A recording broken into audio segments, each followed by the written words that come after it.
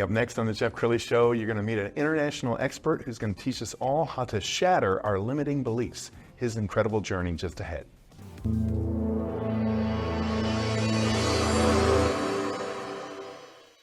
Many are predicting that the worst is yet to come, which is unfortunate, said one person here.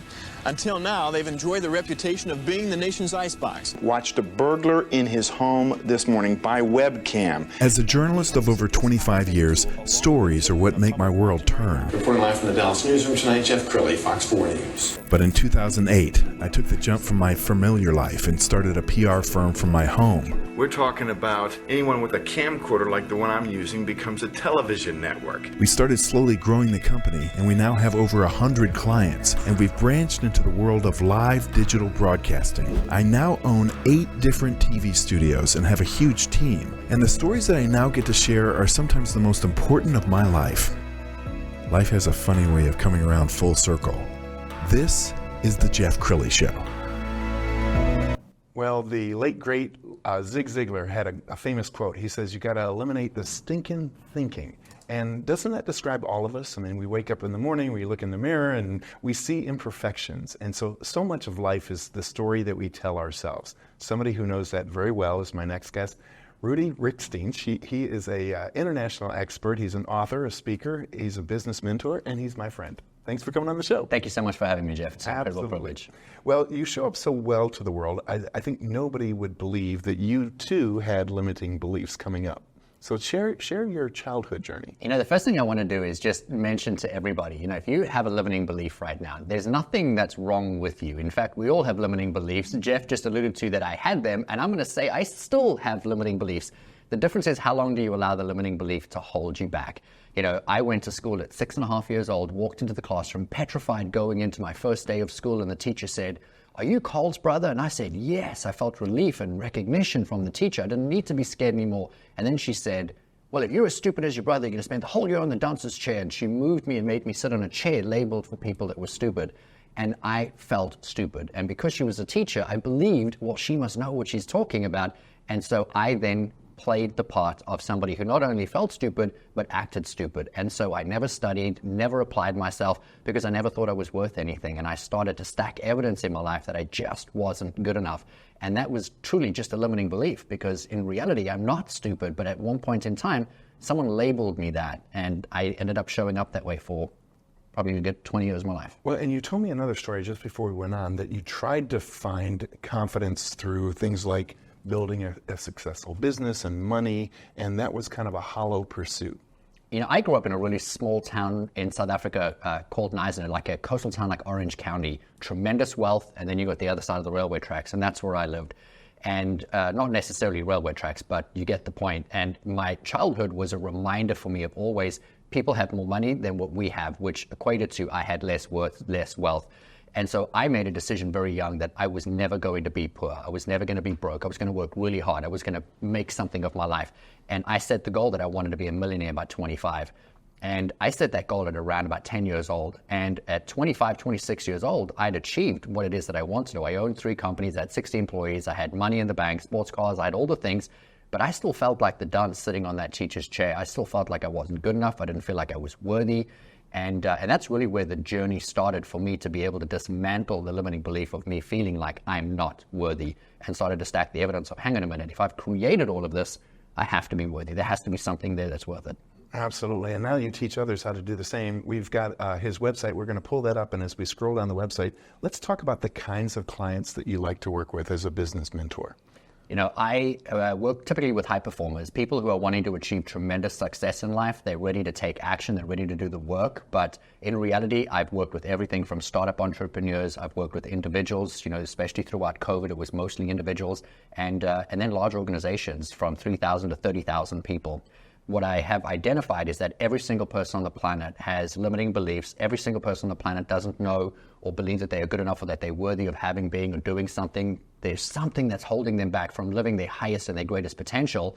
And if I go into a company, I have the power of the potential to impact maximum number of people. So if I'm supporting an organization that has 30,000 people, I'm able to help 30,000 people at work. So even though the work that I do is about the individual, I bring the bulk of my work into business. Yeah, he's absolutely an amazing speaker. We found just a short reel from YouTube. Let's go ahead and roll that. 20 years of feeling unfulfilled, 20 years of not feeling good enough, of not feeling worthy. I know what that feels like. And so today I can move you forward in 20 minutes, sometimes 20 seconds. Because man, all I have to do is share the vantage point. I have to tell you how good it gets on the other side. I've got to give you 1 or 2 steps for you to take committed action, and boom, there you go. And every time I support somebody else to turn that light on, to get them to take forward action, it doesn't matter that I spent 20 years in pain. But what I want to do today is to support you in all the information that these unbelievable souls have already poured out onto the stage for you. And I want to give it to you in a slightly different way, so that we can lay the cake, so that when you stand up from these chairs today, my intention for you, and I have one, is that when you walk out those doors, you're no longer the person that you were when you walked in. Do we have a deal?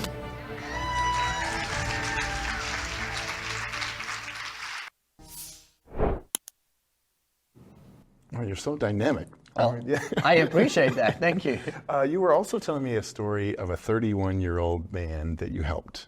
You know, it was right in the beginning of COVID when almost all businesses shut down and not a lot of people were bringing corporate coaches or business mentors inside their businesses. They were staying home watching, a Tiger show on Netflix. And my phone rang and this young gentleman said, "I really need you to fix me." And I got on the phone with him and I wanted to better understand what did he mean by that. And the first thing that I said was, "There's nothing broken in you, but let me help identify how I can best serve or support you." And, he had lost his job in COVID, as many people did. He had to move back in, 31 years old, with his mother and his sister. He felt debilitated. He felt like he was a failure. He wasn't achieving success in life. He had these massive aspirations, but he just physically was incapable of taking steps. I committed to working with him and, very quickly realized that at 31 years old, this gentleman had never had a girlfriend, never been in a relationship. He'd only ever had 2 one-night stands. And it was because he didn't believe that he was worthy of making a phone call the next day to see if they were still interested in him. So he just wouldn't bother to call them back. Never dated. And, I got to spend a beautiful 12 months with this gentleman. We actually continued for another year after that into his business. But in the first 12 months of working with him as an individual, by the end of that year, he had made over $1 million in e-commerce business, $800,000 in cash in his bank account. He was in a long-term relationship of 4 or 5 months by the end of that year. We were all stuck inside of our homes. He was in Thailand on vacation. He had just come from a ski trip and he was living life large, working 3 to 4 hours a day. And I share this with you because it's such a beautiful story of how somebody can go from being stuck to all of a sudden set free when they realize that they're no longer confined by the limitations of the mind, that they have the power, the potential to do and achieve anything. And we just need to take that little roadblock away and all of the floodgates open up and you're able to move forward so much faster. And I could see that in almost every single client that I work with. And it can be trained. I mean, I think about high-profile athletes who sometimes they're just in the zone. I mean, every time they shoot the ball, it goes in the basket and they're unstoppable. And then the next game, they're shooting bricks. Can you train people how to harness the mindset needed to be successful in whatever walk of life that you're on? In anything, it's the intention and the commitment that you have to doing what it is that you're wanting to do. Tiger Woods has, been quoted saying that he touches a golf ball 1,000 times every single day, 7 days a week, regardless of whether he's on vacation. And 1,000 contacts with the golf ball means that at every day he's going to either do 300 putts, 500 chips, and however many long shots that he's going to take that day to hit his 1,000 quota. That is the stability and the structure, so that when you're in game day, that you're game ready. And people don't show up for life that way. You see, people just show up for life reacting to whatever's happening in any room at any given time. The work that I like to bring into business and into people's lives is that you get to decide how do you want your life to go. Because you need to perfectly, carefully, calculatedly plan who do you want to be, where do you want to go, what do you want for your life, so that when you walk into your life, you're met with success. 98% of the people, and these are my estimates, Jeff, is that people are reacting to life. They're walking into a room, they react to the situation inside the room, they don't know how to control what it is because they haven't pre-planned. They haven't put the work in, the effort in, the thought in, and they haven't created the space to be the person that they're most aspiring to be. Pro athletes, and why I love to study high performers, is because somebody who is a high performer takes themselves seriously enough. They do the work to get the results. And for anyone that's listening, I want you to hear what I just said. If you believe that you are going to get the end result of what it is that you most want, you're going to be committed to doing the work. There's only two reasons people don't ever achieve what it is that they most want in life. And that's because they don't believe that what they want is possible, or they don't believe that what they want is possible for them. And if you are committed to the outcome and you know that you do the work, you're going to do the work. And if you do the work, you're guaranteed to get the result. Let's talk about the importance of waking up with the right attitude, because millions of us wake up and say, oh, I'm tired. I could use another hour of sleep. Or it's Monday and you're rolling your eyes. So do you have a ritual that you do in the morning to set your mind for the day? I love that you asked this question, Jeff. Man, this is my favorite question in the whole world, because I actually teach a process called priming. Priming is where you understand how to wake up every single day and what it is that you do in the very first 20 minutes of your day. So I want you to hear this. If you wake up in the morning and you grab your cell phone, you turn on the news, you speak to your spouse, you let out the barking dog, you're being stimulated by all outside influence, social media, Instagram, anything. And anything you see is making you think something. And every time you think something, your brain is turning that thought into a chemical, and you are now feeling something. So as you think, you feel. As you think and feel, that is driving all of your behavior. In the first 20 minutes, the brain is the most susceptible to influence and change. And so in the first 20 minutes, if you think a thought and you hold that thought for 20 minutes, your brain's going to say, got it. That's how Jeff wants to feel today. And it's going to put a pin in that emotional state. And you will feel that way for the rest of your day.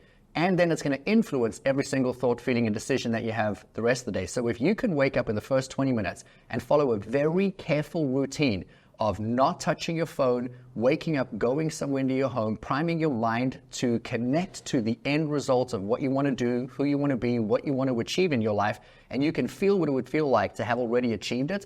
This is an exercise you do in your mind. There's no external work required, but it's work because you have to go somewhere and you have to be disciplined to be able to sit down and curate the thought and the feeling of what would it feel like to achieve your greatest potential today. And if you can feel that in the first 20 minutes, the brain's going to alter where it accesses information. You're going to be more bold, courageous, powerful. You're going to take risks. You're going to have inspiration.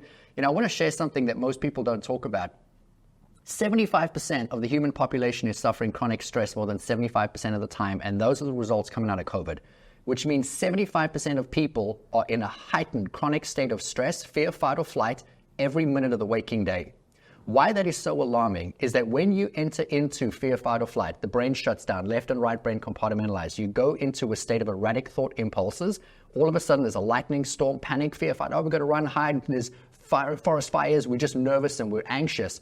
And as the left and the right brain shut down, they compartmentalize, and we lose coherence in the brain. We lose coherence between the brain and the body, and all of a sudden, you lose the ability to be logical. You lose reason, inspiration, intuition, and you lose creativity. And if you've lost all of those faculties, you've essentially lost you. And so for you to wake up in the morning and prepare yourself to be primed for success, you're going to skip over that. You're not the 75%. And now you're carefully, purposefully, calculatedly planning who do you want to be and how do you want to show up out and in the world. Wow, I can see why you're so successful. And I urge everybody to follow him on all his social media platforms, especially YouTube, because you give away a lot of free content, including a very successful podcast. We're going to put this up on the screen, and as we're showing this, that is your lovely bride. I want to give you a chance to brag on your bride. She is the best thing that has ever happened to me. Aniston Blair Riekstins, I love you so much, just in case she's watching.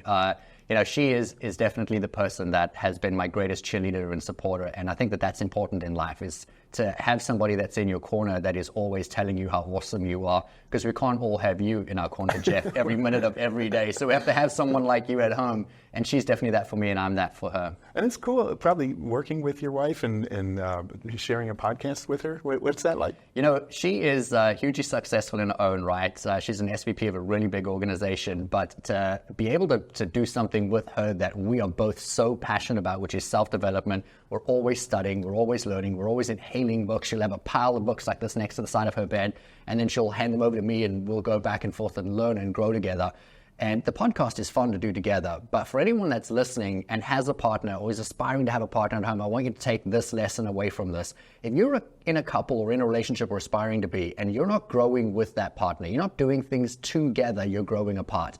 And we always find time and create and save space so that we're growing together at all times. Because the more we grow together, the more we literally grow together. Love it. We're almost out of time, so I want you to give people some action steps, because You know, you mentioned we're always on the phone. Some people, they call it screenagers. You wake up, you're on your phone, you go to watch the TV, you go to the computer screen, and you end your day looking at the phone. What are some action steps people can do to kind of reclaim their life? The biggest thing that you can do to take your life back is to wake up in the morning and be very intentional in the very first 20 minutes of the day. Don't touch your phone. Wake up, and the first thing you need to do is drink 6 to 10 ounces of water. Go somewhere quiet in your home before you speak to anybody.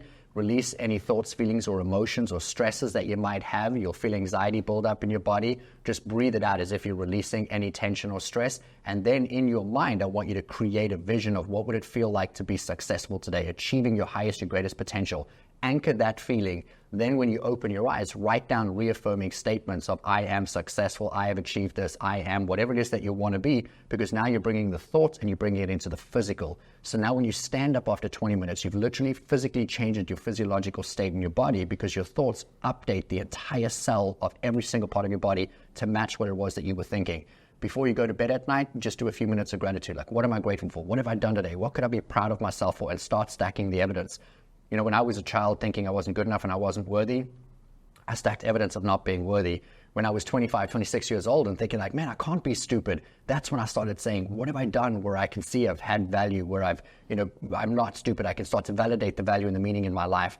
And, I would say that's the greatest thing anybody can do is start writing out lists all day, every day of all the things you're proud of yourself for. Stop waiting for external validation. You have everything in you to be the person that you came here to be. Wow, I could listen to you all day. You're so charming and then so wise. We're going to end with his website, which is Rudi Riekstins.com, the great Rudi Riekstins. Thanks for coming on the show. Thank you so much, sir. That's it for now. We'll see you next time.